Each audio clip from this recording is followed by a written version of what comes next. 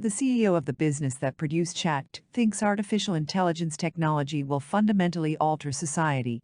He thinks it poses serious risks, but also has the potential to be the greatest technology humanity has yet developed and vastly enhance our quality of life. Sam Altman, CEO of OpenAI, warned, "We've got to be careful here. I believe that people ought to be pleased that we are a little afraid of this." Rebecca Jarvis, the chief business, technology, and economics correspondent for ABC News, sat down with Altman for an exclusive interview to discuss the release of GPT-4, the most recent version of the AI language model. In his interview, Altman was adamant that OpenAI needs regulators and society to be as involved in Chat's rollout as possible, because feedback will help prevent any unfavorable effects the technology may have on people. He continued by saying he has regular contact with government representatives. The GPT stands for Generative Pre-trained Transformer, and Chat is an AI language model. It was only recently released, but it is already regarded as the consumer application with the fastest growth rate in history. In a matter of months, the app reached 100 million monthly active users. According to a study, Instagram took nearly 3 years, and TikTok took 9 months to reach that many users. Altman stated that GPT-4's performance on the Uniform Bar exam was not perfect, but it was in the 90th percentile. It now has near-perfect math scores on the SAT, and it can write computer code in most programming languages with ease. In order to eventually create artificial general intelligence, which could be characterized as AI systems that are typically smarter than humans, GPT-4 is merely one step toward OpenAI's goal. Altman acknowledged that while he is happy with the success of his product, he worries about the potential for dangerous AI applications. Sam Altman, CEO of OpenAI, speaks with Rebecca Jarvis, chief business, technology, and economics correspondent of ABC News, on March 15, 2023. Altman expressed his concern that these models might be applied to widespread disinformation. They could be used for offensive cyberattacks now that they're getting better at writing computer code.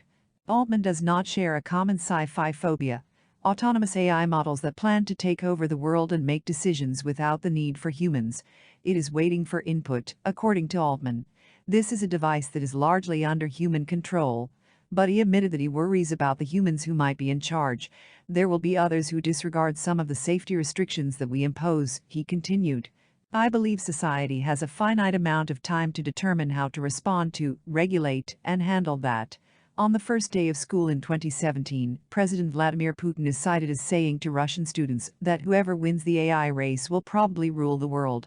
Altman remarked, "So that's a chilling statement for sure.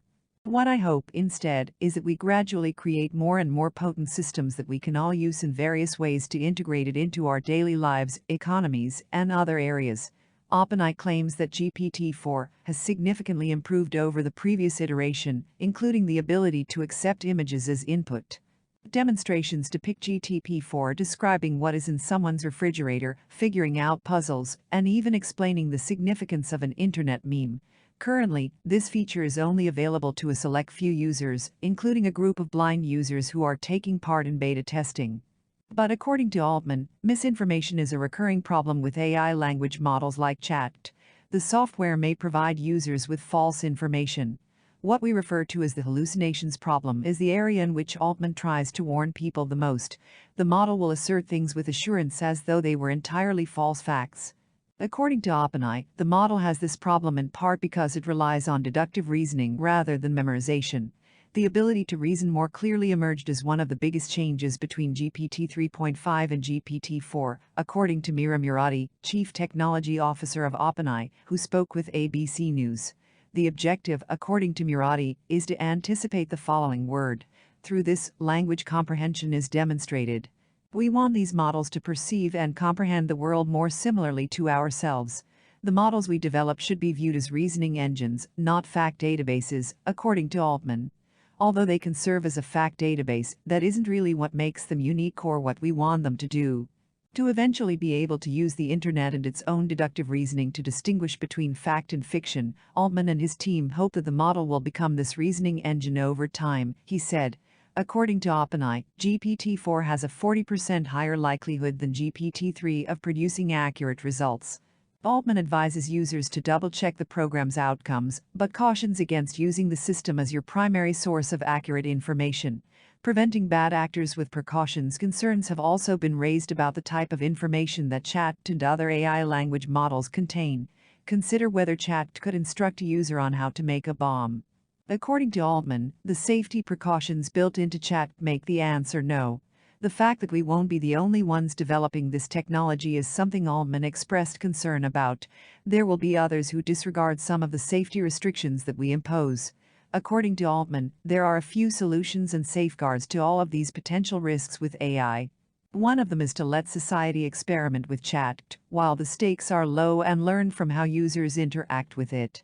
Because we are gathering a lot of feedback, according to Murati, Chat is currently accessible to the general public.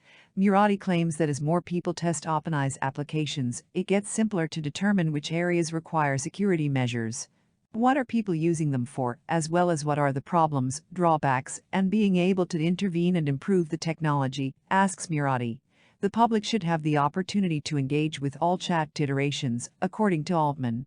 If we simply created GPT-7 in secret in our small lab here and released it to the world all at once, that situation, in my opinion, has a lot more negative aspects, Altman said.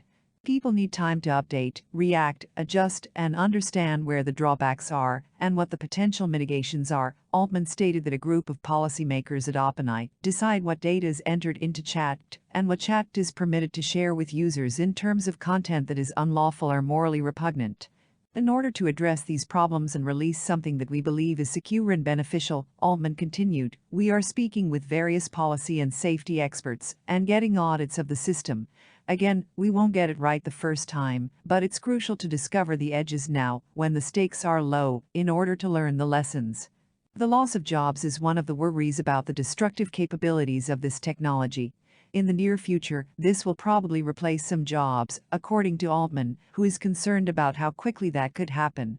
According to Altman, humanity has shown that it is capable of adapting admirably to significant technological changes over the course of a few generations.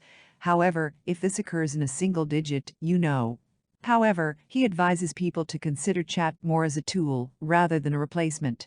Human creativity is limitless, and we find new jobs, he continued. We discover fresh things to do. According to Altman, humanity has shown that it is capable of adapting admirably to significant technological changes over the course of a few generations. But some of these shifts, that is the part I worry about the most if this happens in a single-digit number of years. According to Altman, the benefits of using Chat as a tool for humanity outweigh the risks. We can all carry around a fantastic educator who is created specifically for us and who aids in our learning, according to Altman. We can provide everyone with medical advice that goes beyond what we can get today.